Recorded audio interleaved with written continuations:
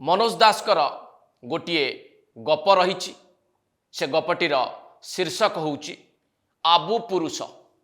ये गल्प आधार रे आपण टिके बुझिबा को चेष्टा करंतु बाबू भैरव कार्तिकेयन पांड्यान आजिर अवस्था को जो प्रकार भावरे भैरव कार्तिकेयन पांड्यान एवं तांकर 5T जहाँ को मु आबू भावरे तुलना करिली आपण को सामना रे जो आबू को नेकी जो 5T को नेकी से यथेष्ट आग को बढ़ी चली थिले ओडिशार क्षमता को दखल करने को चेष्टा करथिले। ओडिशा लोके ताको हवा को देले नाही एवं यह एक विकृति बोली लोक बुझी जिबा परे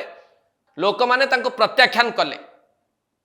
एवं आज दिन रे बाबू भैरव कार्तिकेयन पांड्यान सन्यासी जीवन यापन करुछंती बोली लोकन को कहउछंती। आ ठीक से गल्पर आधार रे जतेबेले लोकटी असहाय हो गला साधारण लोक भूली गले सांबादिक माने तांको पचारले नाही नेता माने तांको पाखु आसिले नाही सेतेबेले से पुणी से आबू कथा चिंता करथिले जे आबूटी थिला केते भल होइतिला।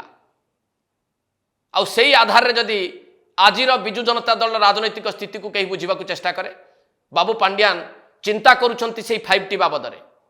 जोटा को ओडिशार लोक माने ऑपरेशन करके काढी देइचंती जो विकृतिटा को ताकू सी पुनर्बार पुनर्जीवित करने को चाहूँगी